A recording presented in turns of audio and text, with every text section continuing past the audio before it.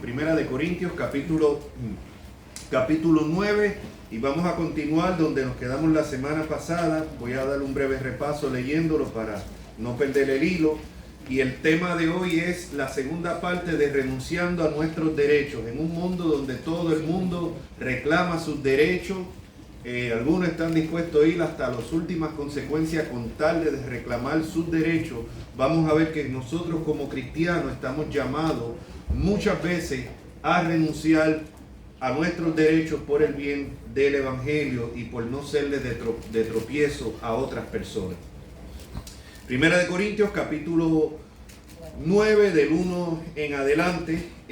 Lo que voy a hacer es que lo voy leyendo y explicando, así que vamos a comenzar en oración. Amantísimo Dios eterno, te damos gracias en esta hora, Padre amado, primeramente por la salvación de nuestras almas. Ahora, Señor, pedimos que no tomes en cuenta la debilidad del predicador y que al ser expuesta a tu palabra, Señor, sea bajo el poder de tu Santo Espíritu, Padre Santo, que ministres, que obres en los corazones, Padre Santo, transformes corazones, redarguya, levantes al caído, Padre amado, dé esperanza al que no la tiene, Dios amado, Señor, y que todo lo que se habla aquí traiga primeramente gloria a tu nombre y luego edificación a cada uno de los corazones, Señor. En Cristo Jesús te lo pedimos. Amén. La semana pasada comenzamos este tema acerca de lo que son renunciando a nuestros derechos. Y vimos en el versículo 1 que en realidad es una continuación. En el capítulo 8, versículo 13, el apóstol Pablo termina diciendo: por lo cual si la comida le es a mi hermano ocasión de caer, no comeré carne jamás para no poner tropiezo a mi hermano. Y ese mensaje está grabado ahí en YouTube, donde Pablo habla de renunciar a las libertades, limitar las libertades. Muchas veces nosotros como cristianos, para no serle de tropiezo a otros hermanos en la fe que tal vez no tienen el conocimiento que nosotros tenemos y consideran algunas conductas o algunas cosas pecaminosas, aunque en sí no lo son.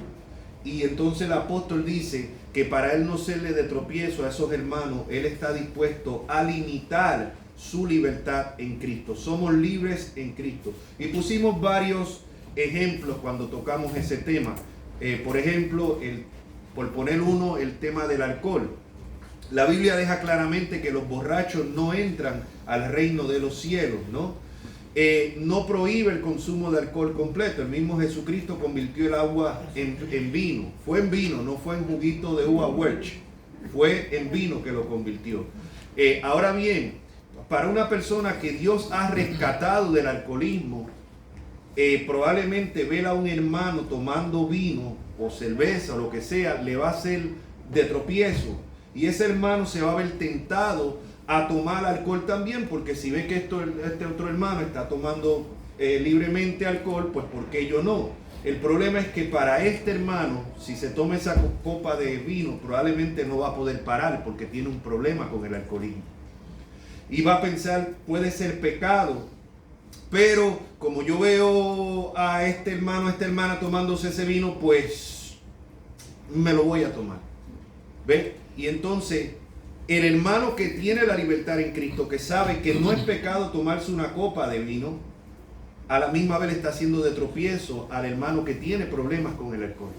Entonces, ¿qué es lo que dice la Escritura? O sea, el ejemplo que vemos aquí, pues es mejor entonces limita tu libertad. Tienes libertad para hacerlo, pero limita tu libertad para que no le seas tropiezo al otro hermano débil en la fe.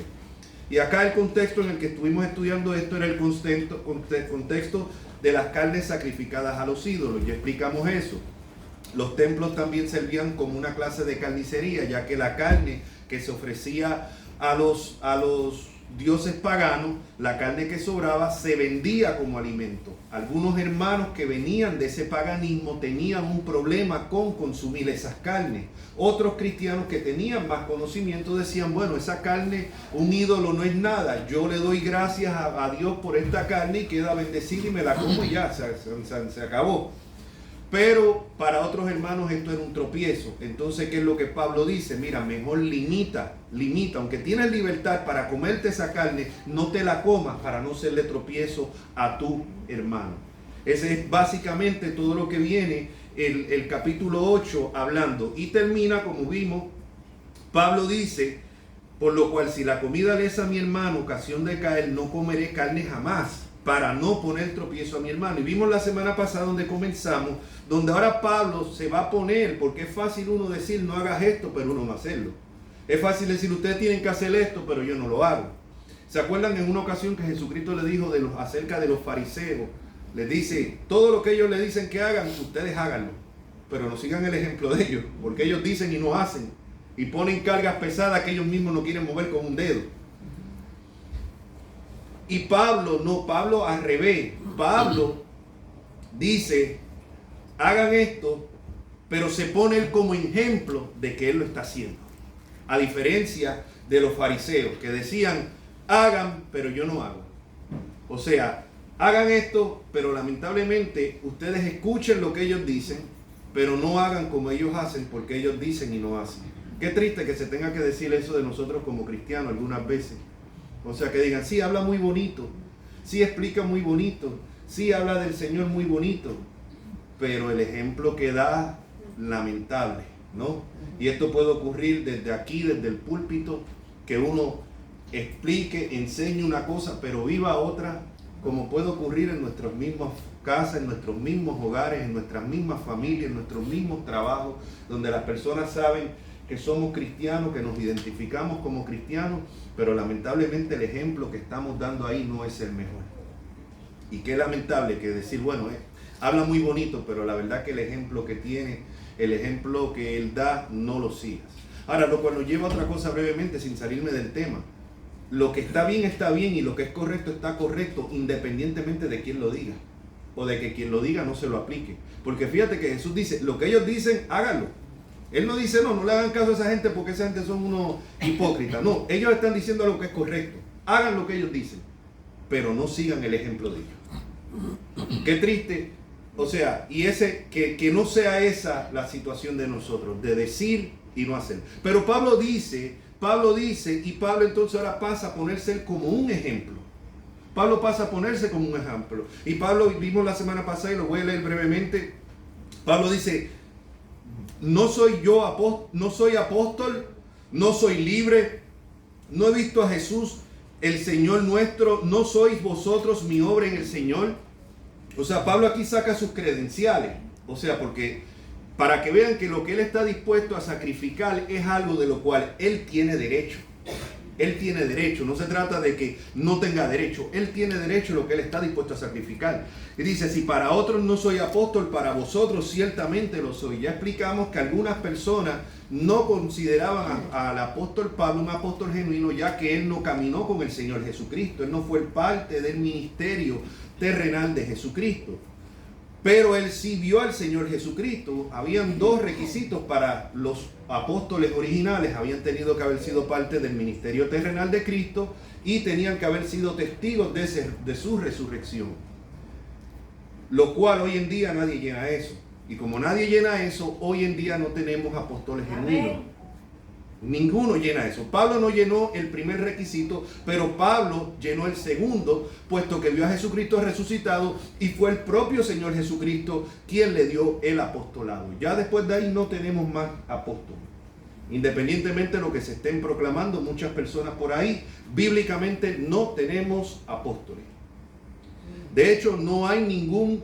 en primera, segunda Timoteo y Tito son lo que se llaman las epístolas pastorales, donde dan las instrucciones para los ancianos pastores, que son términos obispos, son términos intercambiables para referirse al mismo oficio, y para los diáconos, pero no vemos ninguno para apóstol ni para sacerdote. ¿Por qué? Porque esos oficios ya quedaron atrás.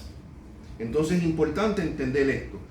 Pero Pablo era un genuino apóstol y tenía derecho como apóstol. En el versículo 3 dice, contra los que me acusan, esta es mi defensa. Y vimos la semana pasada y continuamos hoy. ¿Acaso no tenemos derecho de comer y beber?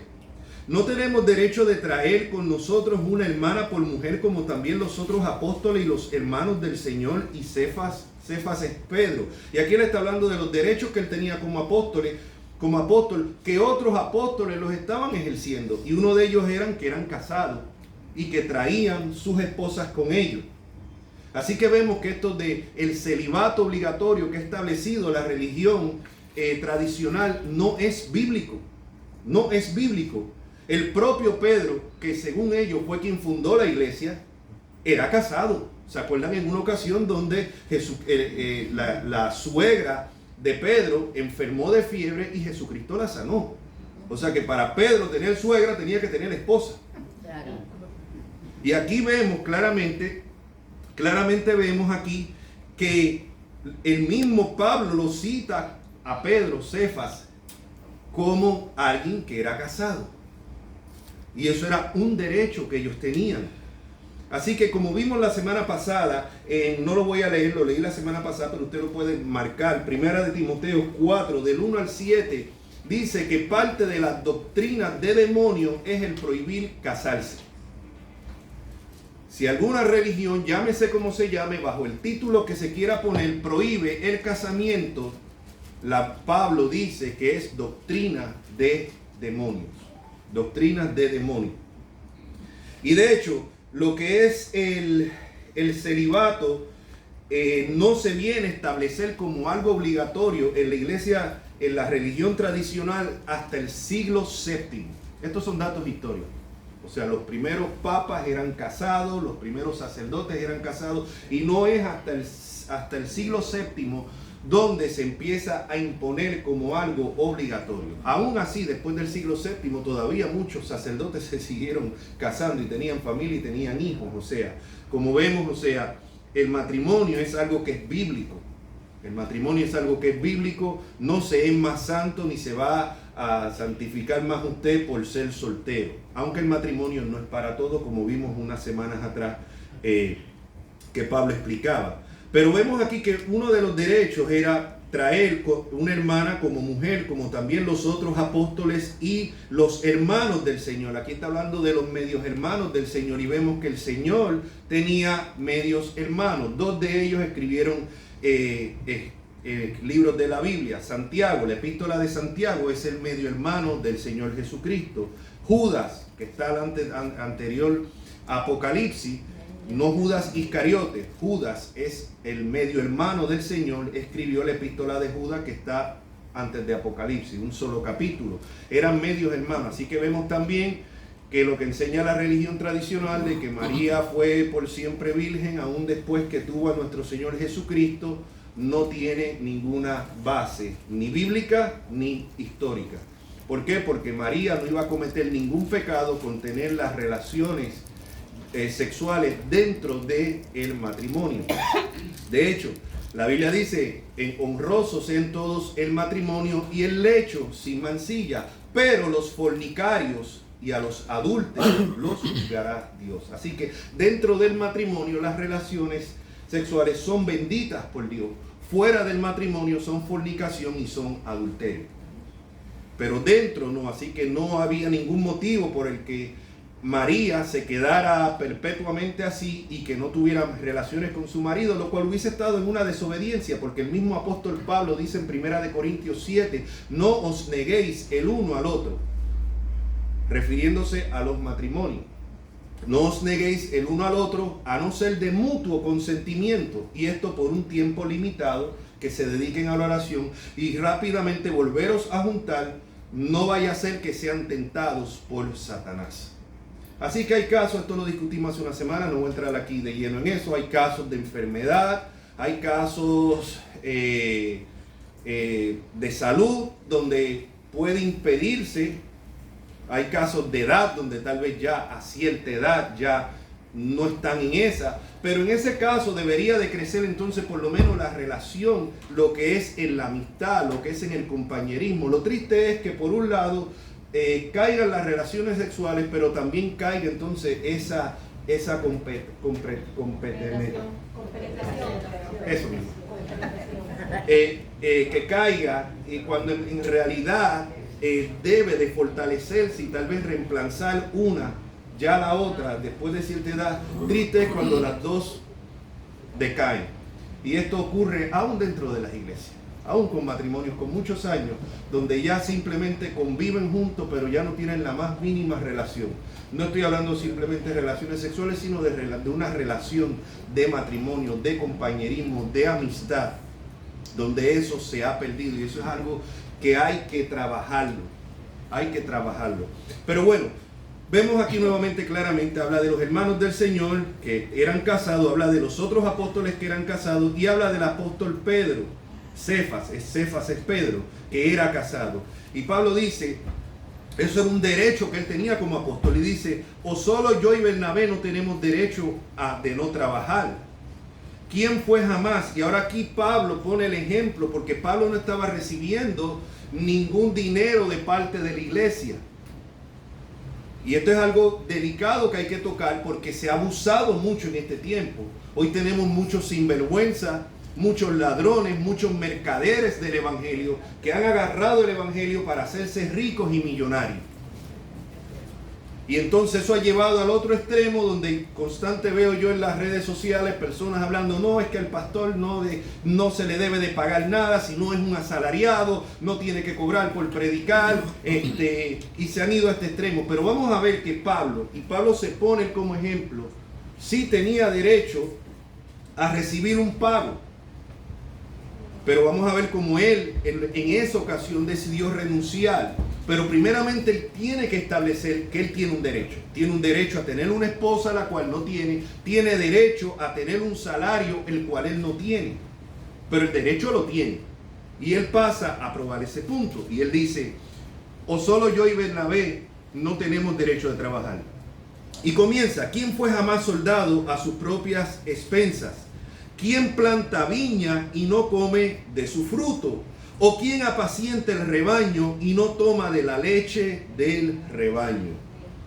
¿Digo esto solo como hombre? ¿No dice esto también la ley? Se está refiriendo a la escritura. Porque en la ley de Moisés está escrito, no pondrás bozal al buey que trilla. No pondrás bozal al buey que trilla. ¿Tiene Dios cuidado de los bueyes? ¿O lo dice enteramente por nosotros? Pues por nosotros se escribió, porque con esperanza debe arar el que ara, y el que trilla con esperanza de recibir del fruto. Si nosotros sembramos entre vosotros lo espiritual, ¿es gran cosa si segáremos de vosotros lo material?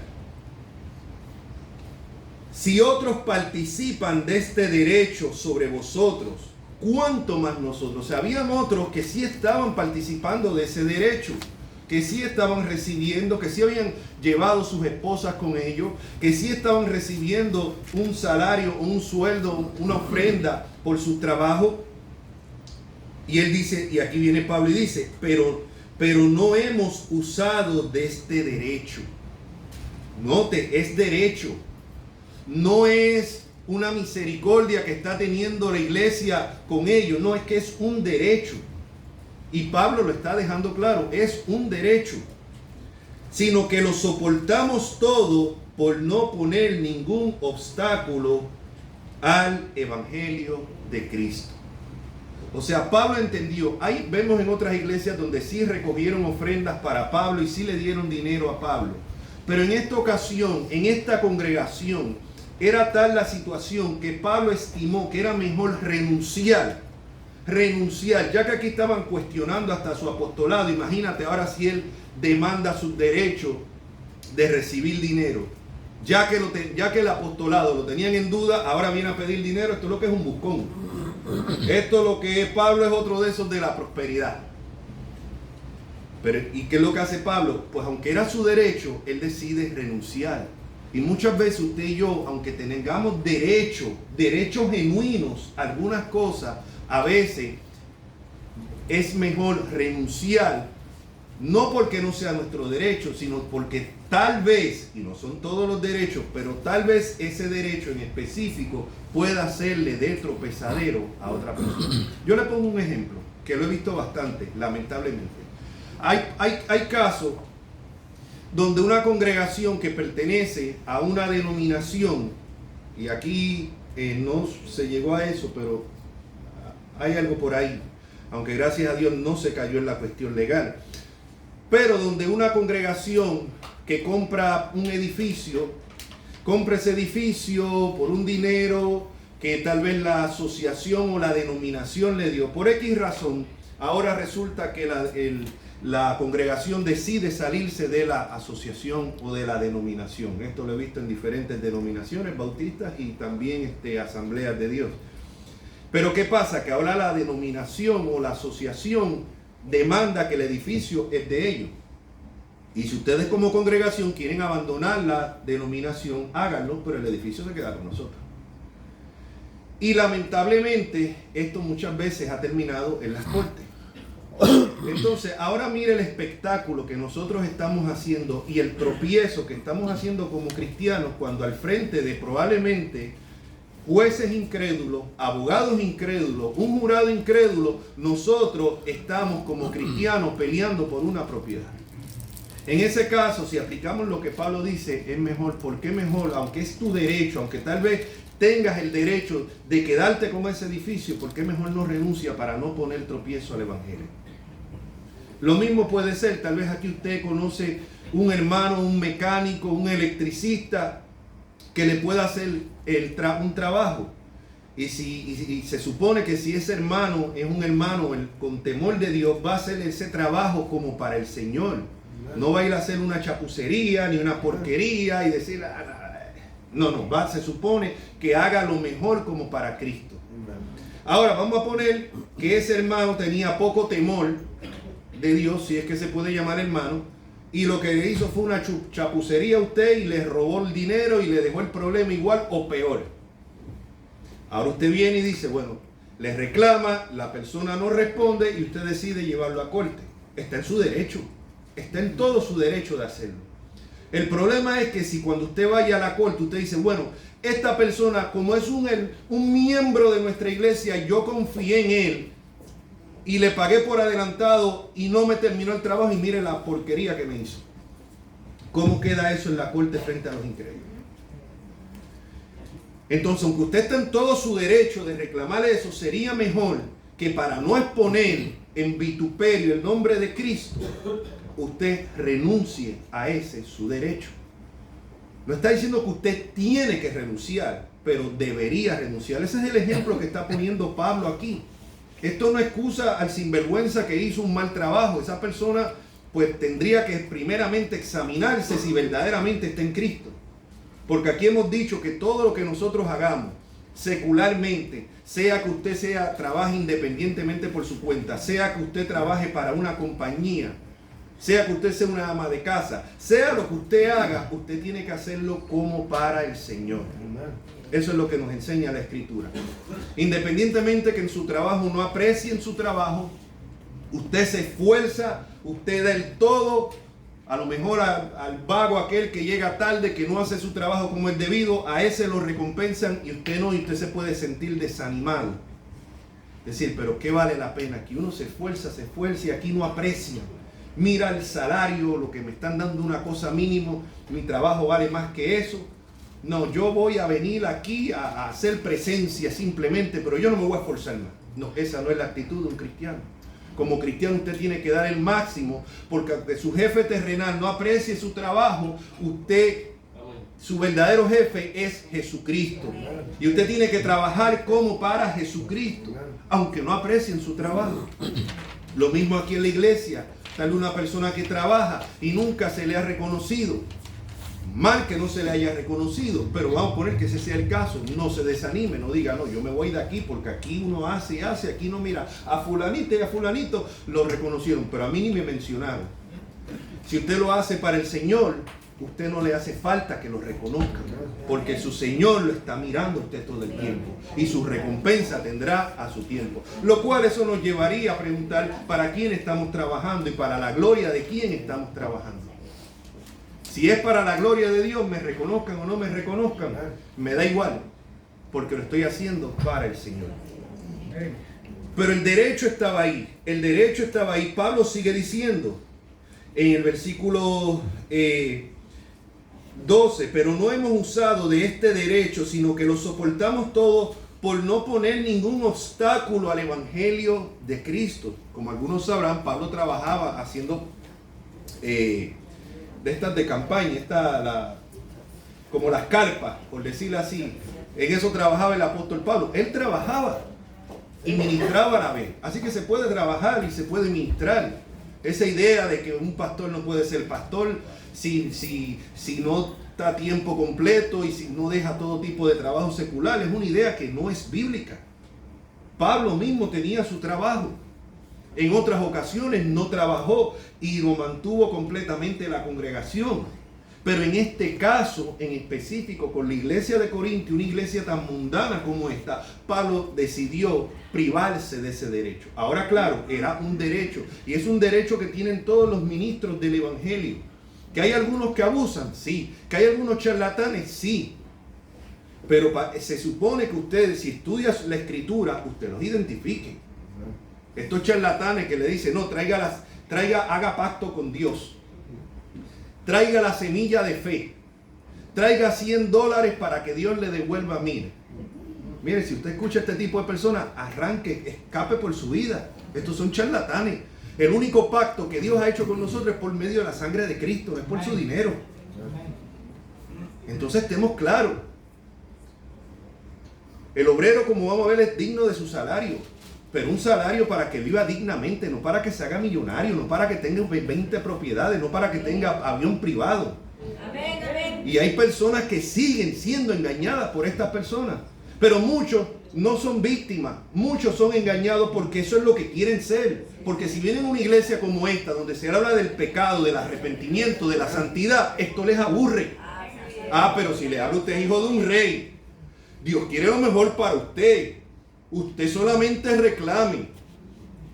Traiga dinero aquí, haga pacto con Dios y traiga dinero para que Dios lo bendiga. Y traiga $100 que Dios le va a devolver 1000. Claro, tiene que ser aquí, porque si es en la iglesia de al lado, ahí no lo bendice Dios. O sea, increíble, nos reímos, pero hay personas que en la codicia de su corazón caen engañadas por esto. Caen engañadas por estos charlatanes, por estos sinvergüenzas. Y claro, estas personas son las más visibles. ¿Por qué? Porque como roban al pueblo, tienen el dinero para tener estos programas de televisión, estos programas de radio, todo esto, entonces son más visibles. No como nosotros, somos una iglesia pequeñita, bendito, y nos ven unos cuantos por YouTube y ya. Pero estas personas tienen la exposición que nosotros no tenemos. Entonces esto es lo que la mayoría de la gente ve y lo que identifica como el evangelio. Y entonces, ¿qué es lo que ven? Estos son unos charlatanes. Los que escapan de ese engaño después no quieren saber ni de Cristo, ni de iglesia, ni de nadie.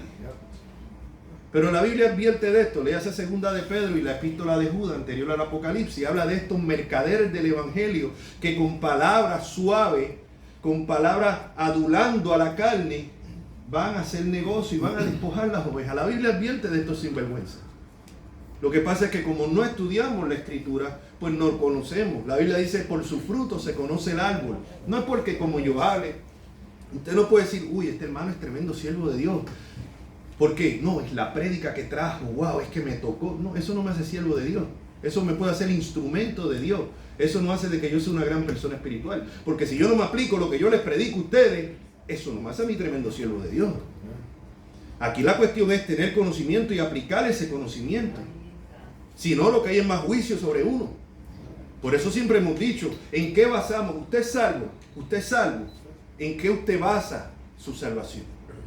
Yo espero que no sea porque usted se bautizó tantos años atrás, o porque usted tiene un ministerio en la iglesia.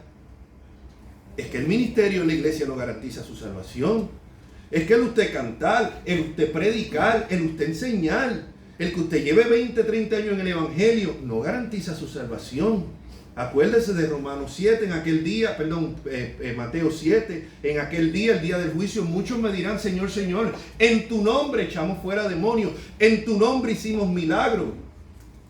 ¿Y qué les va a decir él? Apartaos de mí, hacedores de maldad, nunca os conocí. Qué triste que millones de personas van a diario al infierno, millones de personas se pierden, pero que aún más tristes personas que en los bancos de la iglesia terminen en el infierno. Y peor aún, personas que desde el púlpito terminen en el infierno. Porque al que más conocimiento se le da, más se le va a demandar. En esta congregación, mis hermanos, nadie tiene congregación, nadie tiene excusa, porque aquí se predica el Evangelio claramente. Aquí se predica claramente el Evangelio. Lo que es el Evangelio, lo que demanda el Evangelio. Aquí, así que aquí, los que me escuchan aquí semanalmente, ninguno tiene excusa. No la tienen, mis hermanos. No la tienen. Tenemos que aplicar y no ser oidores olvidadizos, sino hacedores de la palabra de Dios. Pero fuera de todos estos charlatanes que se han hecho de dinero, vemos claramente que es un derecho genuino que se le dé un salario a los ministros. Y eso es lo que, si no fuera, Pablo no tiene ningún sentido. Entonces, Pablo, ¿qué estás sacrificando tú? Oye, pero no sea caripelado. ¿Cómo tú vas a decir que estás sacrificando algo en lo que igual tú no tienes derecho? No, pero sí, Pablo tenía el derecho y los ministros del Evangelio tienen el derecho. Ahora, mire cómo siguen diciendo. Se me cambió la página. Mire. Sí, 13. No sabéis, y aquí vamos al versículo 13, ¿no sabéis que los que trabajan en las cosas sagradas comen del templo y los que sirven al altar, del altar participan? Así también, mi hermano, mire, así también ordenó el Señor a los que anuncian el Evangelio. Porque si alguien dice, espérate, Pablo, que estás hablando del antiguo pacto, en el nuevo pacto, eso eran los sacerdotes, eso no te corresponde a ti. Tal vez aquí me está escuchando y dice, pero es que esa cita es del Antiguo Testamento, eso no tiene aplicación en el nuevo pacto. Pues Pablo lo deja claro, así también ordenó el Señor a los que anuncian el Evangelio, que vivan del Evangelio. Es un derecho. Mire, si vienen conmigo aquí a Primera de Timoteo 5:17. Primera de Timoteo 5:17 dice: los ancianos que gobiernen bien. Y como le hemos explicado, anciano, pastor y obispos son términos intercambiables para referirse al mismo oficio. No es hasta después del segundo siglo que empiezan a separarlos y a hacer diferentes posiciones dentro de la iglesia. Pero en el primer siglo, un obispo, un pastor, un anciano era lo mismo. Diferentes nombres para referirse a lo mismo. Y Pablo dice, los ancianos, estoy en 1 Timoteo 5:17, los ancianos que gobiernan bien, sean tenidos por dignos de doble honor, mayormente los que trabajan en predicar y enseñar. Pues la Escritura dice, no pondrás bozal al buey que trilla, y digno es el obrero de su salario. Así que está claro, mis hermanos, está claro que el ministro tiene el derecho, es el derecho, no es una misericordia que la iglesia hace con él, no es un favor, no es, y esto hay que dejarlo claro porque en algunos, como vemos abusadores que abusan del evangelio y han cogido el evangelio para estar como mercaderes, ¿no? Personas que se han hecho millonarios por medio del evangelio. También vemos otros hermanos que están pasando necesidad, porque a veces las congregaciones, y una cosa es una congregación pequeña que no tenga, pero otra cosa es una congregación relativamente pudiente que pueda y no lo haga, y a veces algunos ministros están hasta pasando necesidades, y eso es una realidad. Eso es una realidad. Así que tenemos los dos extremos. Tenemos los dos extremos. Y desde que yo estoy aquí pastoreando es la primera vez que toco este tema porque me tocó. O sea, en lo personal lo hubiese evadido. Pero, y no porque no sea bíblico, simplemente porque a veces pues hay ciertos temas que son bíblicos, pero a veces por incomodidad o por cobardía uno prefiere evadirlo. Pero cuando uno predica expositivamente, como hacemos aquí, que vamos versículo por versículo a través de libros completos de la Biblia, pues no se trata de lo que te guste predicar o de lo que prefieras evadir, sino lo que te toque esa semana de acuerdo a los versículos bíblicos. Entonces vemos claramente que dice, así vemos que es un derecho. Por eso, volviendo al versículo 14, así también ordenó el Señor a los que anuncian el evangelio que vivan del evangelio. Pero yo de nada, y aquí va el punto, Pablo primero prueba, es un derecho de él. Es un derecho de él. No es algo que él se esté atribuyendo que no le corresponde, es un derecho. Ya que él establece y deja claro, sin lugar a duda, y cita la misma escritura, y pone el ejemplo de otros apóstoles y de otros ministros, ahora él viene a su parte, que siendo un derecho de él no lo había exigido. Así que no siempre que la cosa sea un derecho de nosotros, tenemos que exigirla. Eso es lo que nos enseña el mundo, pero eso no es lo que nos enseña el Evangelio. Por eso es que dice que tenemos que cargar nuestra cruz día a día. Muchas veces cargar esa cruz va a ser renunciar a nuestros legítimos derechos. Y yo aquí le estoy hablando a cristianos, yo le estoy aquí hablando a personas que han nacido de nuevo, yo le estoy hablando a personas que se supone que son discípulos de Cristo. No le estoy hablando a una persona que simplemente diga creo en Dios. La Biblia dice que los demonios creen y tiemblan. Los demonios saben que Jesucristo es el Hijo de Dios. ¿Usted sabe eso? Eso no lo hace cristiano, igual que a los demonios tampoco. Los demonios saben que Jesucristo murió en la cruz y resucitó al tercer día. ¿Usted cree eso? Los demonios también lo creen. Cuando se habla del infierno, usted siente cierto temor y usted dice, no, yo no quisiera ir a ese lugar. Pues los demonios tiemblan al saber lo que le espera en el infierno.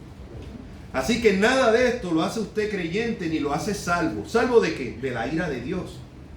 Porque la ira de Dios está sobre toda persona, independientemente cuál sea su edad. La Biblia dice que Dios está irado contra el impío todos los días. Si usted no está cubierto con la sangre de Cristo, no estoy hablando que usted cree en Dios a su manera, no estoy hablando que usted simpatice con el Evangelio. Si no ha habido una genuina conversión, donde un día usted entendió que usted es culpable ante Dios, que no importa las buenas obras que usted haga, no son suficientes para ganarse el mérito de Dios. Si usted no ha entendido eso, usted primeramente tiene que entender eso y sentir ese dolor por su pecado. La Biblia dice, por cuanto todos han pecado, están todos destituidos de la gloria de Dios. Si en un momento dado usted no sintió eso y usted vino de rodillas, clamando a Dios por su misericordia y por su perdón, reconociendo que no había nada bueno en usted, que usted es un reo del infierno. Ay, pero pastor, no la ponga tan duro, porque tampoco así. Tampoco que yo soy un violador, un asesino, un drogadicto. Yo sé que no soy perfecto, pero nadie es perfecto. El que se excusa no será justificado. Hay que reconocer esto. Hay que venir a Jesucristo en arrepentimiento y fe. Creer que Jesucristo murió por nuestros pecados, resucitó al tercer día y está sentado a la diestra de Dios y que un día va a regresar por su pueblo. Amén. Si usted ha creído eso, el próximo paso es bautizarse. Ah, pero es que no me siento como para bautizarme. Es que no se trata de lo que usted siente o deje sentir, es un mandato. Y que se congregue en una iglesia regularmente. No, pero es que yo puedo creer en Dios en mi casa, yo no tengo que ir a una iglesia. Ah, no, la Biblia dice, no dejando de congregarnos como algunos tienen por costumbre, y mucho más cuando veáis que aquel día se acerca. Eso no es una sugerencia, eso no es un consejo, eso es un mandato. Pero si usted no es un creyente que ha nacido de nuevo, ese mandato no es para usted.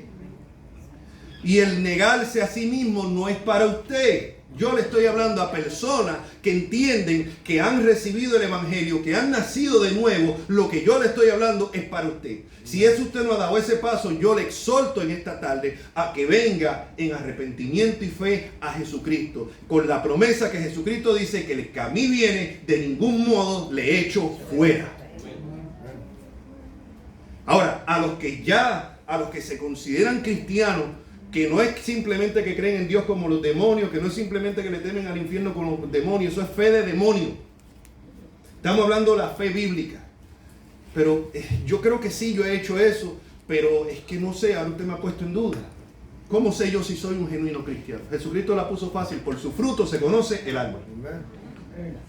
¿Significa perfección? No. Pero ¿ha habido usted un cambio en su vida? ¿Ha visto un cambio en su vida desde que usted hizo profesión por Cristo? Unos van más rápido que otros, pero un cambio se tiene que ver. ¿Siente usted sed de Dios? ¿Siente usted deseo por oír la voz de Dios? Y no le estoy hablando que se mete un burro de comida en la noche, se acueste a dormir y después diga que salió yendo a Dios en la noche.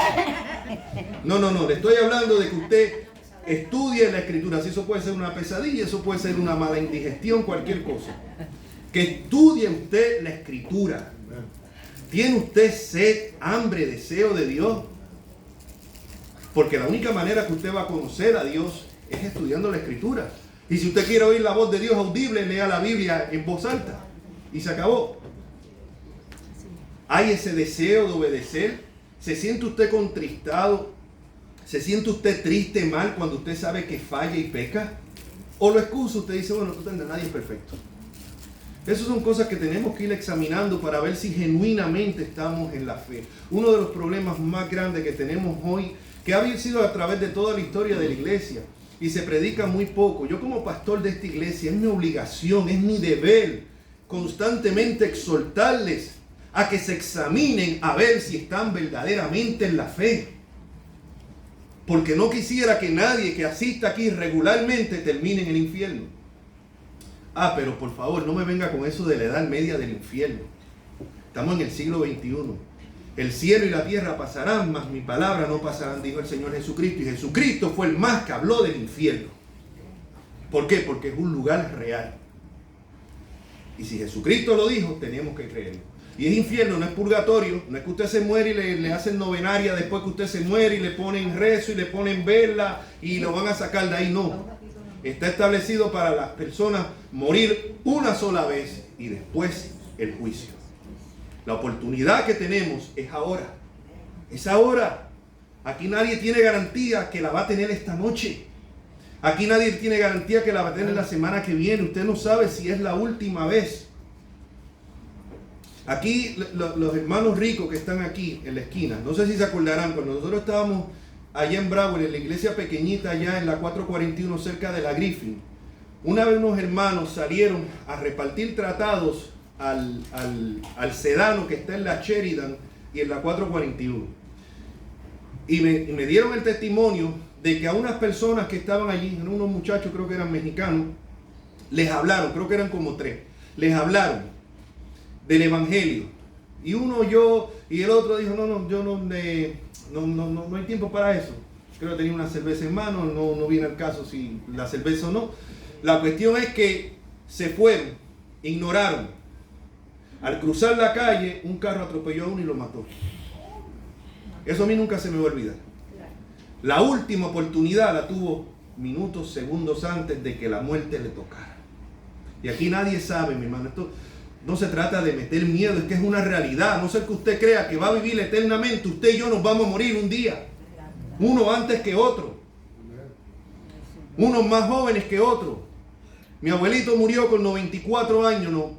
Mi hermano murió con solamente 37. Mi abuelito vio los nietos míos crecer. Mi hermano no vio ni siquiera a sus hijas crecer. Así que aquí nadie tiene garantizado. No crea usted que porque es joven va a tener más oportunidad que el viejo. Porque a lo mejor el viejo lo entierra usted.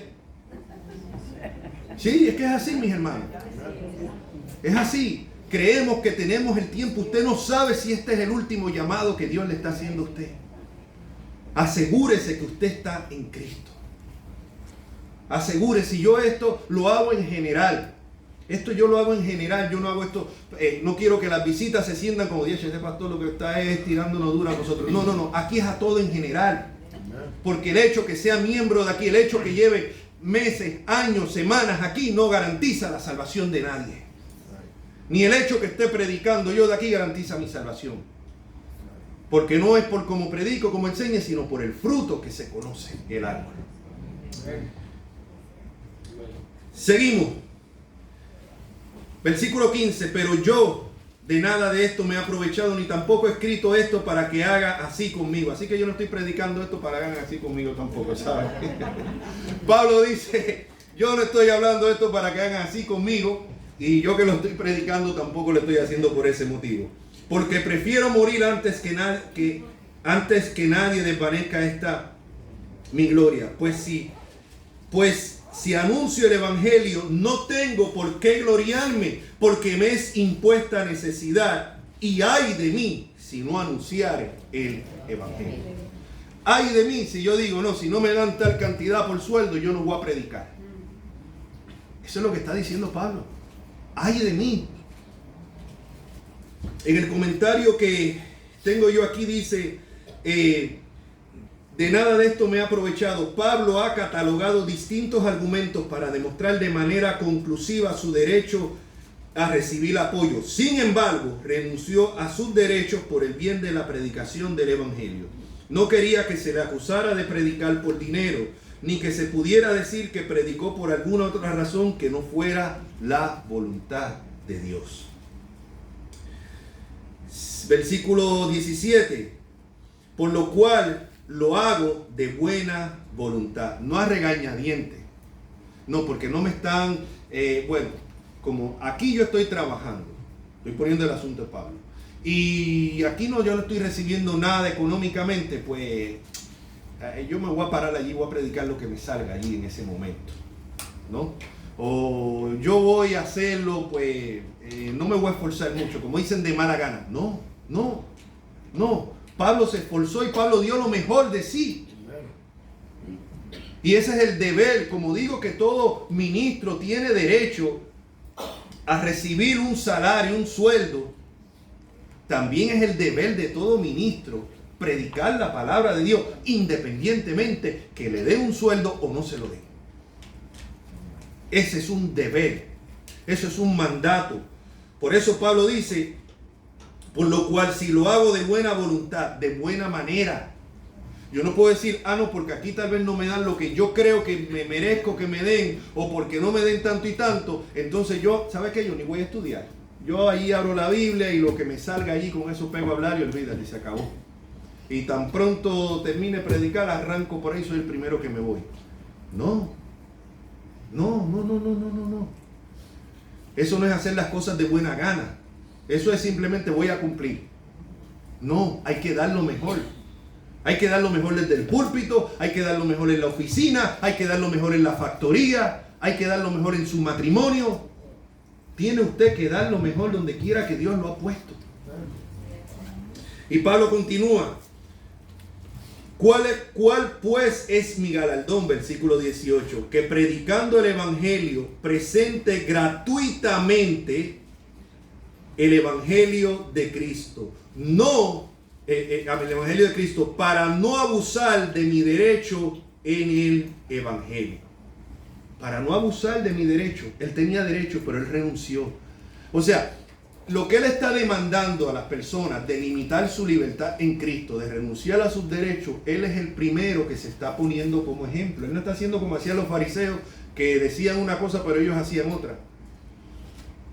Y antes que usted piense solamente en los fariseos, aquí a los padres, le pregunto, ¿cuántas veces usted le dice a los hijos una cosa y usted hace otra? Te he dicho, muchachito, muchachita, que no mienta. Y cuando llamaron por teléfono, dile que yo no estoy aquí. ¿Qué ejemplo? ¿Sí? Eso, ¿qué fue? El nieto. Sí, a un familiar en la casa le pasó eso. No, mami dice que no está aquí. Mami dice que no está aquí. Sí. O sea, entonces, antes de mirar, porque somos muy rápidos, esos fariseos, pero ¿cuántos fariseísmos cometemos nosotros muchas veces? Entonces muchas veces nosotros, hasta los mismos hijos, le decimos, no hagas esto, pero el ejemplo que ellos ven es otra cosa. ¿Cuántos tal vez de los jóvenes, de los hijos aquí, lo ven usted de una manera aquí en la iglesia? Dios le bendiga, dándole la mano. Ay, pastor, qué bendición. Y cuando sale de ahí, acribilló al pastor y a todo el que se me llevó por medio. Y eso lo está viendo el muchachito, o la muchachita, o el joven o la joven. Eso pasa, mi hermano. Eso pasa. O lo ven usted hablando de una manera, un lenguaje muy celestial, pero con sapos y culebras cuando llegan a su casa. Sí. Esas cosas pasan, mi hermano. Así que antes de mirar simplemente los fariseos y decir, pero qué gente tan hipócrita, miremos la hipocresía en nuestros propios corazones. Y vamos a asegurarnos que nosotros estamos viviendo lo que aconsejamos, lo que predicamos. Versículo 19 dice, el 18, que presente gratuitamente el Evangelio de Cristo para no abusar de mi derecho en el Evangelio. Por lo cual siendo libre de todos, me he hecho siervo de todos para ganar mayor número. Somos libres en Cristo. Pero Pablo dice, me he hecho siervo de todos por ganar mayor número. ¿Creía Pablo en la predestinación? Sí. ¿Creía Pablo en la elección incondicional? Sí. ¿Significaba entonces que Pablo no se iba a esforzar porque decía, no, el que Dios va a salvar, lo va a salvar como quiera? No.